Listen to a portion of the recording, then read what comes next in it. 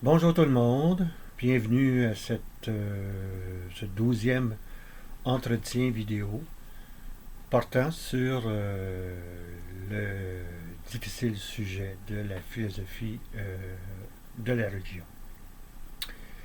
Alors aujourd'hui on va voir deux définitions de la vérité, deux formulations de la vérité dues à Thomas d'Aquin, Saint Thomas d'Aquin, considéré dans l'Église catholique comme le théologien par excellence, hein.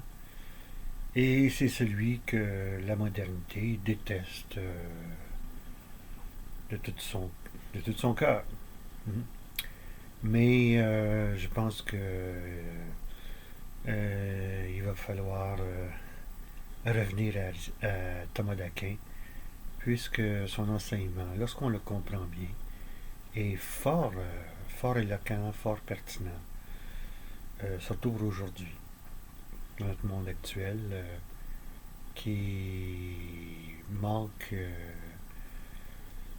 éperdument de philosophie, de sagesse. Je l'ai dit, répété, hein, comment dire, ce qui est au cœur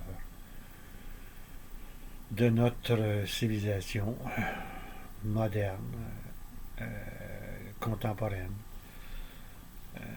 actuelle, au 21e siècle, c'est au 21e siècle, c'est ça. C'est la science, avec un grand S. Hein. Et la science exclut la sagesse. Euh, Ce qui n'était pas le cas avant le siècle des Lumières. Et chez Aristote et ensuite Thomas d'Aquin. Et bien d'autres avant Aristote, chez les philosophes grecs. Mais avant d'entrer dans le vif du sujet d'aujourd'hui,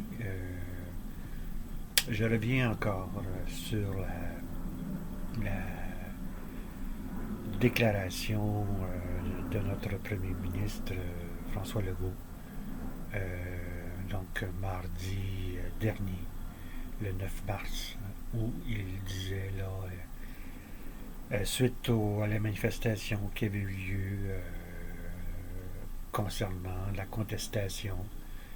manifestation qui contestait la décision de ne pas réouvrir, la décision gouvernementale de ne pas réouvrir, de ne pas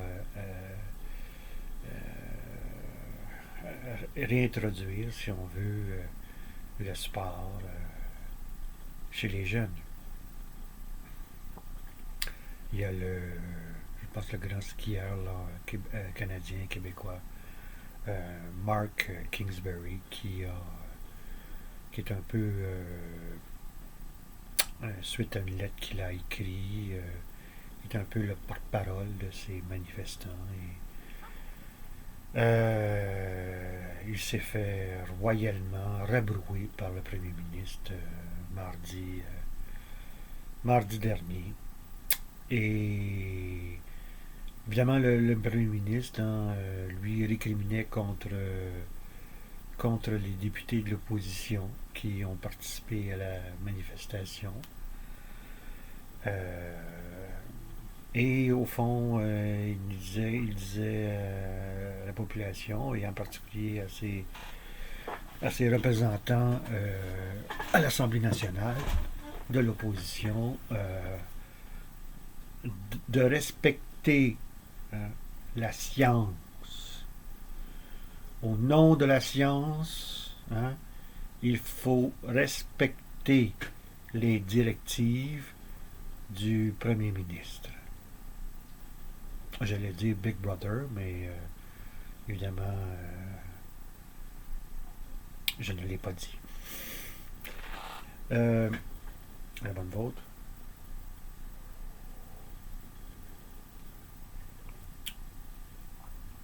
Alors, comme on l'a vu dans les entretiens précédents, la...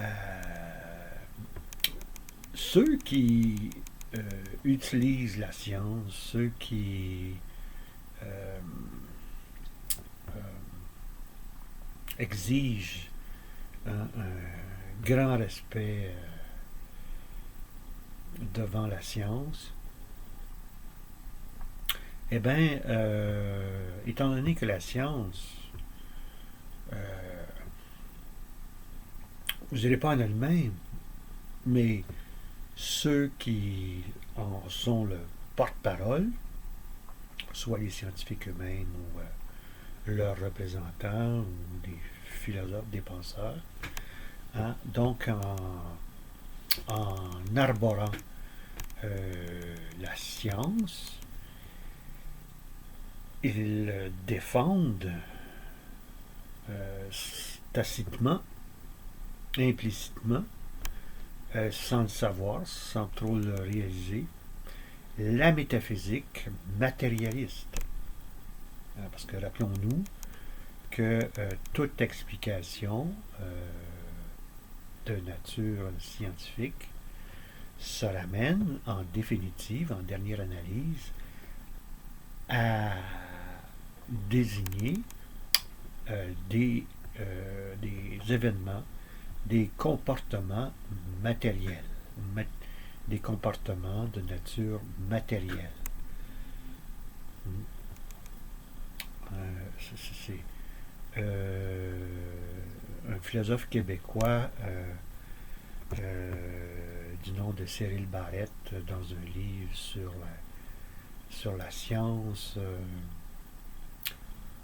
écrit noir sur blanc, la science est absolument matérialiste. Et j'ai toujours pas retrouvé la référence de cette citation, mais soyez sans crainte, d'ici la fin de ces entretiens, j'aurai mis le doigt sur cette extravagante citation. Donc, la science est par nature, pas selon la science, mais selon ses penseurs, ses interprètes, ses commettants, pour ne pas dire ses sectateurs,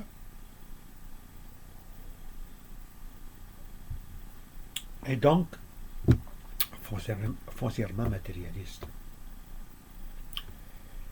Par conséquent, lorsque François Legault nous dit « Au nom de la science, respectez, écoutez mes directives », ce qu'il dit, en fait, c'est « Au nom de la métaphysique matérialiste, vous n'avez rien à dire et obéissez. »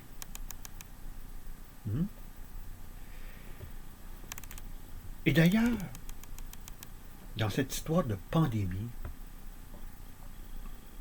de triste mémoire, qu'y a-t-il au juste? Eh bien, tout est, en tout cas, semble prendre la direction des représentants de la science, de l'OMS, l'Organisation mondiale de la santé, chapeautée par l'ONU, qui a émis des directives pour l'ensemble de la population mondiale.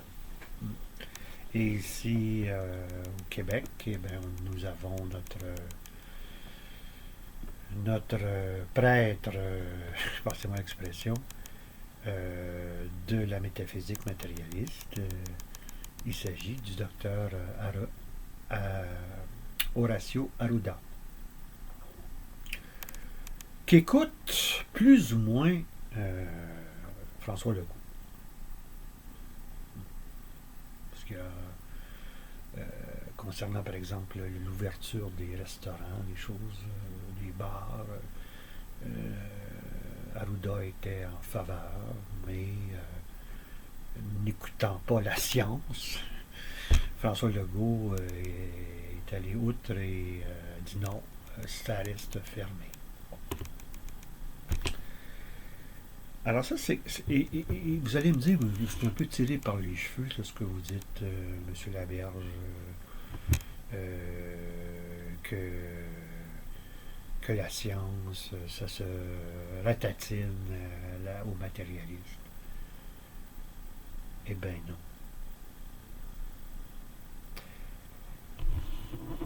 Regardez,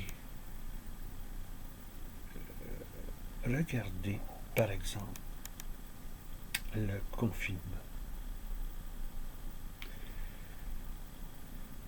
Nous ne sommes, aux yeux de la science, je mets ça en guillemets, là, sous-entendant ses porte-paroles, si on veut, j'allais dire méchamment, ses prêtres. Hein? Euh, ils nous considèrent les êtres humains comme de simples machines biologiques. Hein? Et nous devons, de la sorte, nous éloigner les uns des autres, nous isoler, nous confiner. Hein? On vient de la sorte trancher dans ce que nous avons de plus intime, de plus essentiel. Comme disait le Petit Prince, hein, l'Antoine de Saint-Exupéry, l'essentiel est invisible aux yeux. Alors, ce que nous sommes, essentiellement, eh bien, ce n'est pas visible. C'est invisible. Et la science, ou les scientifiques, hein, n'en ont cure, sans contrefiche. Mais qui sommes-nous? Qu'est-ce que les scientifiques ne peuvent voir qui nous constitue comme être humain?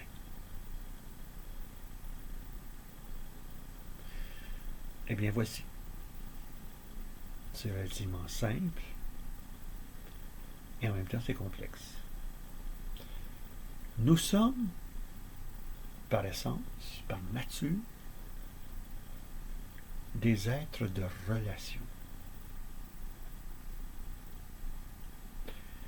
Lorsqu'on nous réduit à des objets biologiques, hein, on vient de nous, comment dire, on vient de nous réduire à pas grand-chose. Hein? Certes, on limite ainsi les dégâts. La mort. La mort des personnes fragilisées, et en particulier des personnes d'un certain âge qui sont déjà affligées d'autres maladies ou d'autres difficultés au plan de la santé.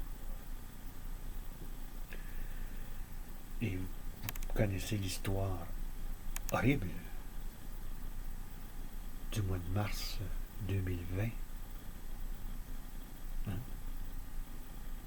où un hécatombe a eu lieu dans les maisons de soins de personnes âgées,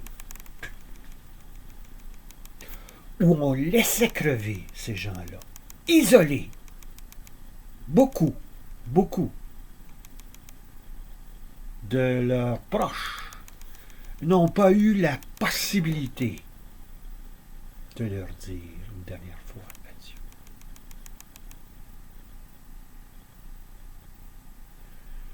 Moi, je crois que des gens comme Horacio Arruda et François Legault n'auront pas assez de leur vie, du reste de leur vie, pour demander le pardon de leur aveuglement.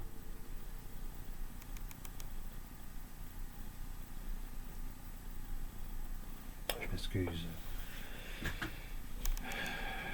ce mot de colère, mais c'est terrible. Et il ne faudra jamais, jamais oublier ce qui s'est passé. Et d'ailleurs, si on a des leçons à apprendre de ces épreuves, de ces malheurs, c'est justement les erreurs, nos erreurs que nous avons faites.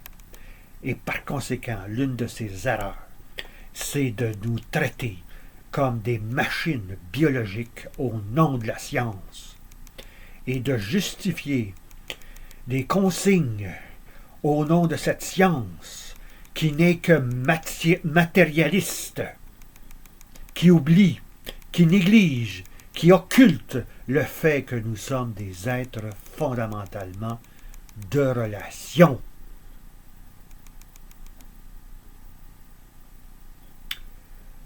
Bon, alors je m'arrête ici parce que je pense qu'on ne pourrait plus continuer étant trop en colère contre nos dirigeants. Mais buvons à la joie et à la paix.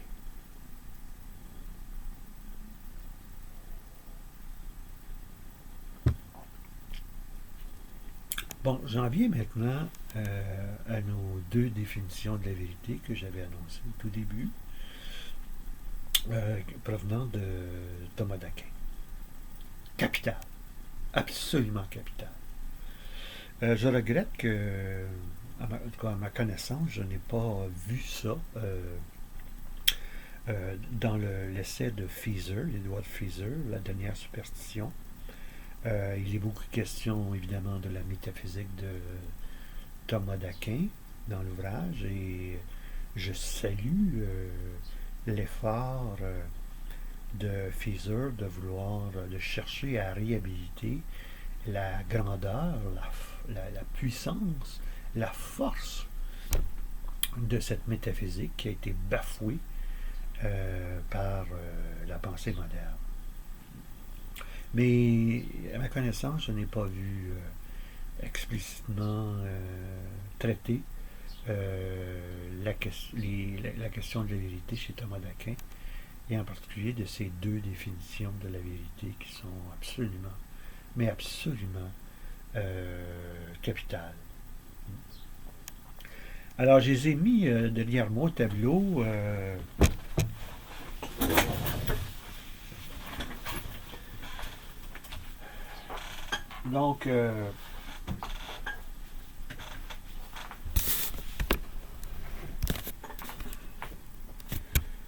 Donc,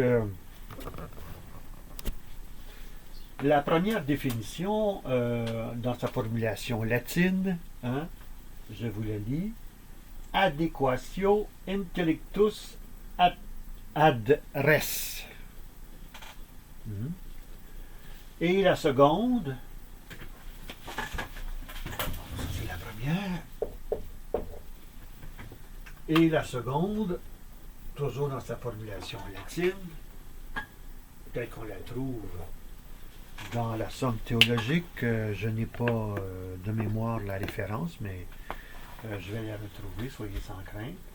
Adequatio rai ad intellectum. On pourrait traduire donc ces deux définitions, la première par ainsi correspondance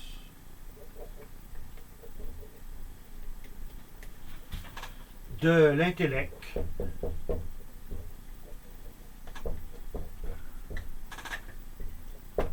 à la chose, dans sa version peut-être plus littérale, donc correspondance de l'intellect à la chose, ou encore correspondance de la croyance à la réalité. Donc, si je fais un petit schéma, quelque chose comme donc de l'intellect à la réalité.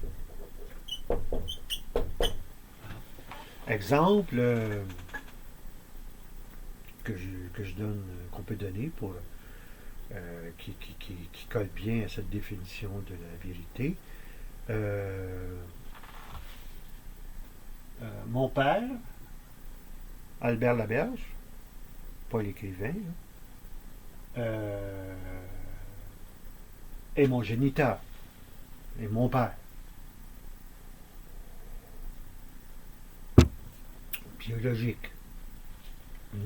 Eh bien, c'est vrai. Hein? Cet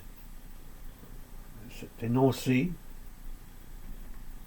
que j'ai dans mon intellect, hein, dans mon intelligence, à l'effet que mon père, du nom d'Albert Laberge, est bel et bien, dans la réalité, mon père, ou si vous préférez, plus sèchement, mon géniteur. Alors, ça c'est, on pourrait appeler ça la définition correspondante ou correspondantiste de la vérité. D'une idée, si vous voulez, d'une croyance dans mon intellect qui est confirmée dans la réalité. Ça, c'est la première définition de la vérité. Adequatio intellectus adresse plutôt. Correspondance de l'intellect à la chose. Bon. Je vais revenir tantôt sur cette première définition-là parce que elle est très importante et en fait, c'est la seule que la modernité a conservée, la vérité.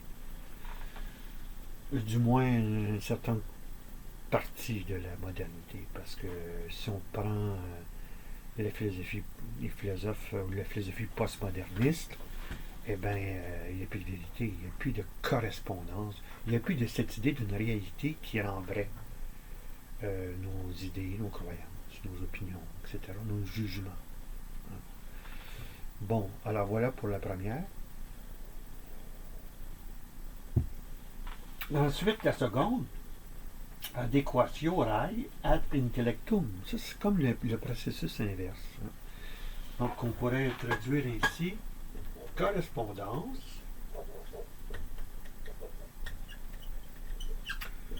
de la chose, rai, à l'intellect.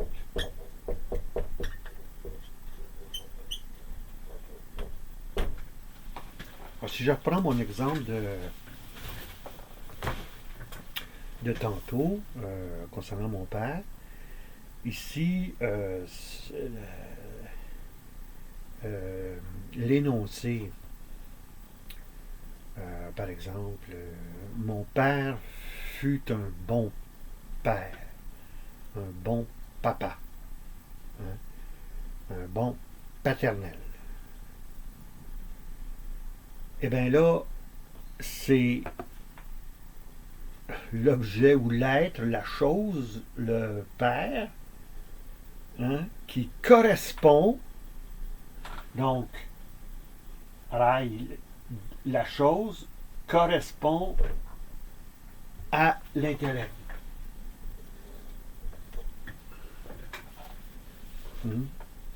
Autrement dit, ici, c'est l'inverse de tantôt, de la première définition. C'est la réalité,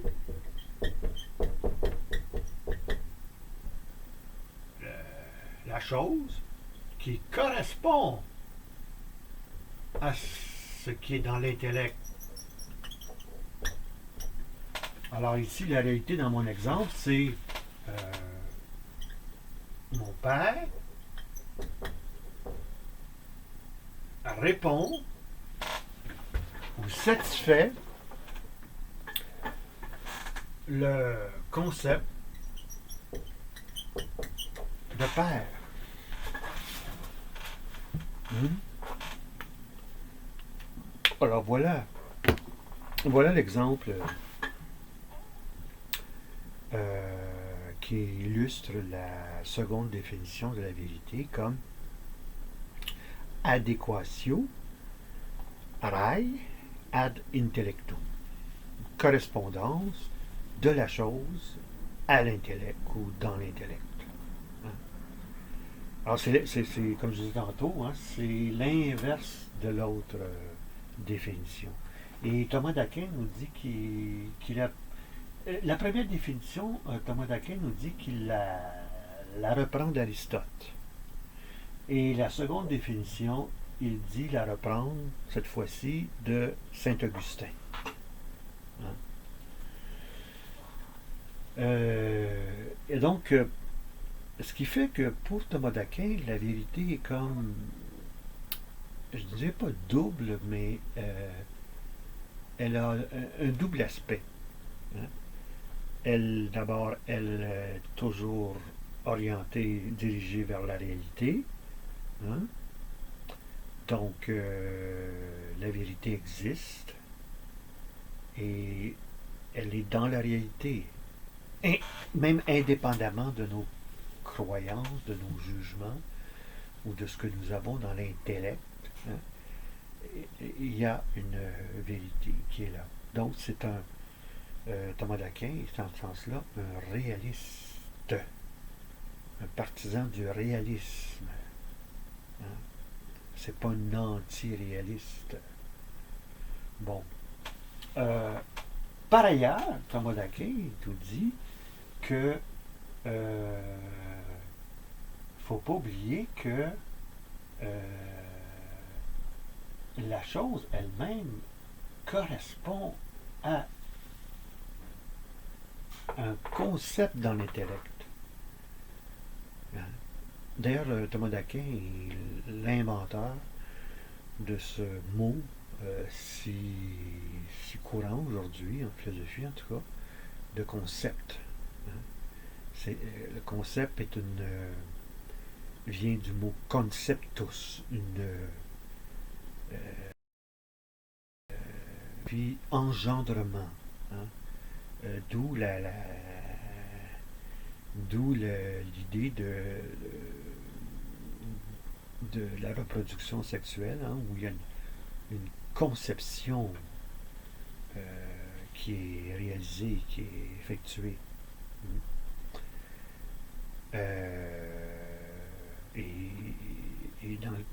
Étant donné qu'il est théologien, par ailleurs, Thomas d'Aquin va dire que la Vierge Marie a engendré, hein, le Verbe qui est Jésus, Jésus-Christ. Hein? Enfin, je ne veux pas. Ça, c'est de l'ordre de la théologie, mais Thomas d'Aquin se sert de cette idée de concept, cette notion de concept pour à des fins donc théologiques, mais ça nous regarde pas comme tel ici. Hein? Bon, prenons maintenant un partisan du matérialisme qui déclare toute réalité, toute chose n'est que matière. À laquelle des deux conceptions deux définitions de la vérité auxquelles se réfère l'auteur en question, hein, qui déclare encore une fois que toute réalité, toute chose n'est que matière. Hein? Et si vous répondez à la deuxième définition, eh bien vous avez bien répondu. Hein? Comme on dit, vous gagnez un Lego. Une pièce de Lego. Hein? Donc, le partisan du matérialisme qui dit que toute chose, tout être, tout rail ou tout reste, hein, toute chose, tout être, toute réalité, hein, n'est que ne correspond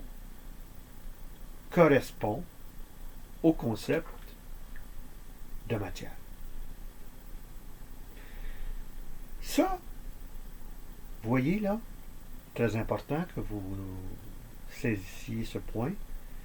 Voyez que c'est pas un énoncé, comment dire, factuel ou matériel. Contrairement au premier, si on dit par exemple que euh, tout, euh, tout contenant, tout, comment dire, l'eau et H2O.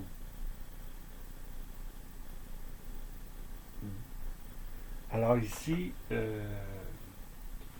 cette croyance que l'eau et H2O est vraie dans les faits, dans la nature des choses, dans la réalité.